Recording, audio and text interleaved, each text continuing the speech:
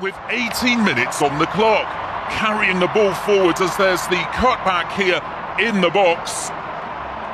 And the shot finally comes impatiently by Orat Maun, and somehow it ends. Sepak bola Indonesia sedang berada di titik yang membuat banyak mata mulai melirik. Bukan hanya dari dalam negeri, tetapi juga dari luar negeri, bahkan sampai ke Eropa. Peningkatan performa di level Asia membuat proyek besar PSSI untuk mencari pemain diaspora semakin gencar. Mereka adalah pemain-pemain keturunan Indonesia yang tumbuh dan berkarir di liga top dunia, namun punya peluang untuk mengenakan seragam merah putih. Dari bek raksasa di Belanda, winger cepat yang diincar klub besar Eropa, penyerang Serie A yang haus gol, hingga bek kiri modern yang kini bermain di Turki. Dan dari sekian banyak nama yang masuk radar PSSI untuk bisa menambah amunisi demi asa lolos ke Piala Dunia 2026, kita mulai dari posisi yang jadi fondasi setiap tim, bek tengah. Sosok pertama ini masih muda, punya postur menjulang, dan lahir jauh di negeri kincir angin. Meski belum pernah sekalipun membela timnas Belanda, ia sudah mencuri perhatian lewat performa gemilangnya di Eropa. Inilah Jenson Seelt. Jenson Seelt saat ini baru menginjak 22 tahun dengan darah Ambon, Indonesia, yang berasal dari sang kakek. Berposisi sebagai bek tengah dengan tinggi 1,92 meter, Jenson sejatinya belum pernah membela timnas Belanda. Meski memiliki karir klub yang mentereng, perjalanan profesionalnya dimulai pada 2017 bersama NEC Youth, kemudian berpindah ke PSV Eindhoven Youth, dan hanya butuh beberapa tahun untuk naik kelas. Pada 2021, ia resmi bermain untuk PSV Eindhoven U21 di kasta kedua Liga Belanda. Musim 2022 per 2023 menjadi sorotan. 23 pertandingan, 4 gol, dan 1 assist. Catatan impresif untuk seorang bek tengah. Penampilan gemilang itulah yang membuat klub Inggris Sunderland merekrutnya pada musim panas 2023. Bermain di EFL Championship, yaitu kasta kedua Liga Inggris. Jenson terus menunjukkan ketangguhan dalam duel udara, kemampuan membaca permainan, dan distribusi bola yang rapi dari belakang. Tak heran, meski belum pernah dipanggil timnas Belanda, namanya terus dipantau, termasuk oleh Indonesia yang punya peluang besar memanggilnya jika proses naturalisasi berjalan.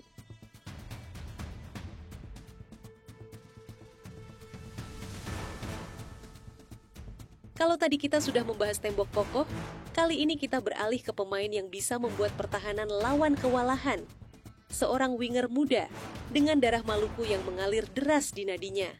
Cepat, lincah, dan penuh kejutan setiap kali menguasai bola. Inilah Miliano Jonathans, talenta luar biasa yang mungkin saja menjadi sayap andalan tim Garuda di masa depan. Miliano Jonathans lahir di Belanda pada 5 April 2004.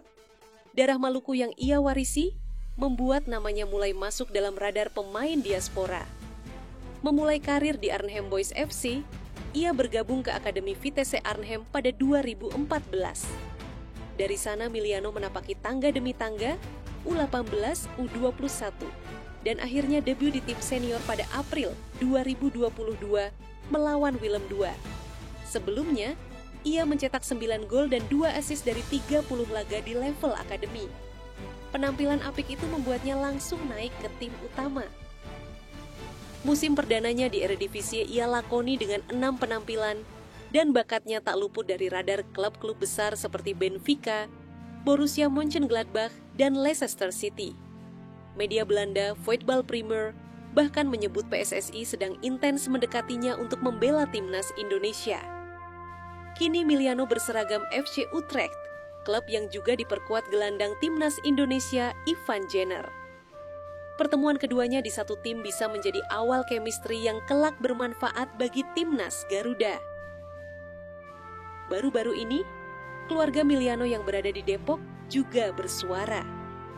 Kerabat Miliano yaitu Willy menjelaskan, kakek buyut Miliano merupakan kakak adik dengan orang tuanya, yaitu Henny Jonathan.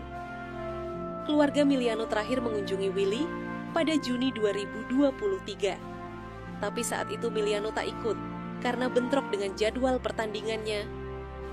Juni kemarin dua adiknya dan ayah ibunya ke sini, ke Depok, ketemu kami keluarganya, ujar Willy.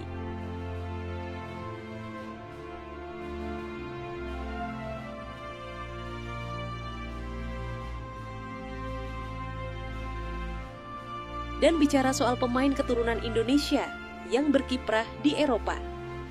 Ada satu nama lain yang sedang bersinar, namun posisinya bukan di lini depan atau tengah, melainkan di sektor pertahanan.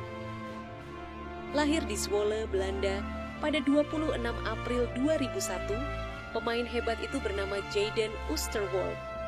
Pemain yang mempunyai darah Indonesia, Suriname, dan Belanda.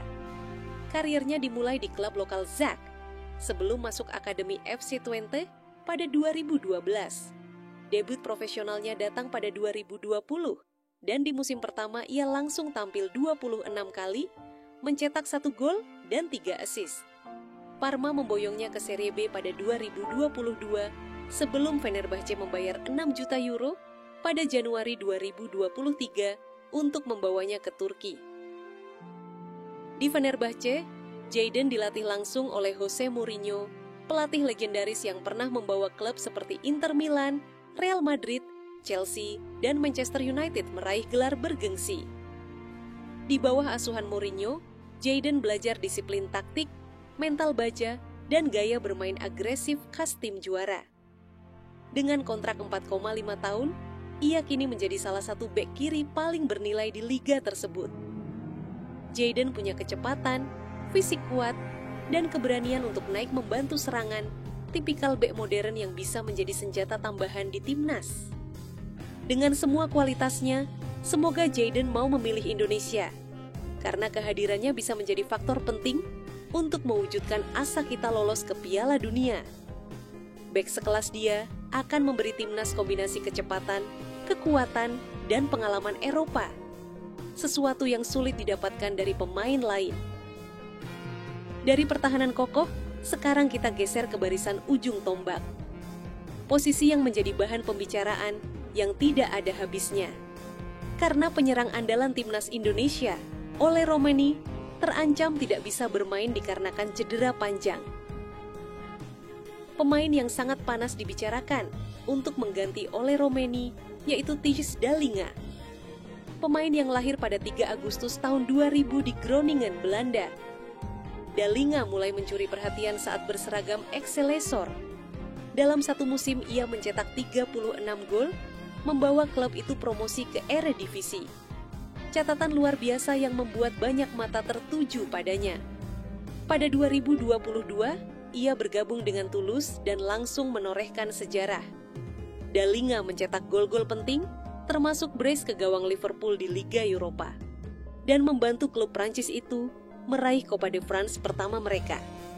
Prestasi ini membuatnya dilirik banyak klub besar Eropa. Akhirnya, pada 23 Juli 2024, Bologna FC resmi mendatangkannya dengan biaya sekitar 15 juta euro. Di Serie A, Dallinga bukan sekadar penyerang biasa.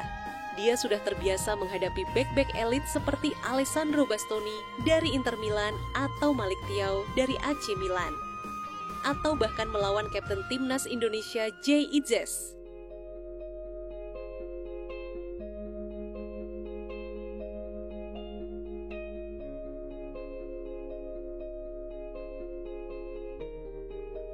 Menariknya, ada cerita yang jarang dibahas.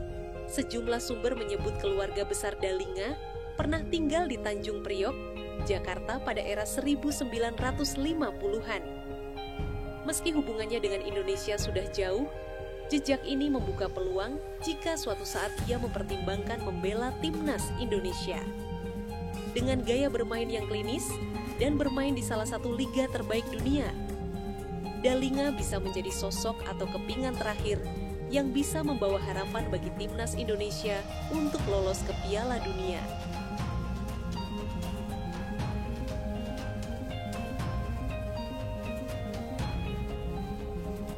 Terima kasih sudah menonton video ini sampai habis. Kalau kamu punya pendapat, tentang pemain-pemain berbakat keturunan Indonesia yang berpotensi membela timnas? Tulis komentar kamu di bawah ya. Jangan lupa untuk like, share, dan subscribe supaya kamu nggak ketinggalan update terbaru dari kami. Sampai jumpa di video berikutnya.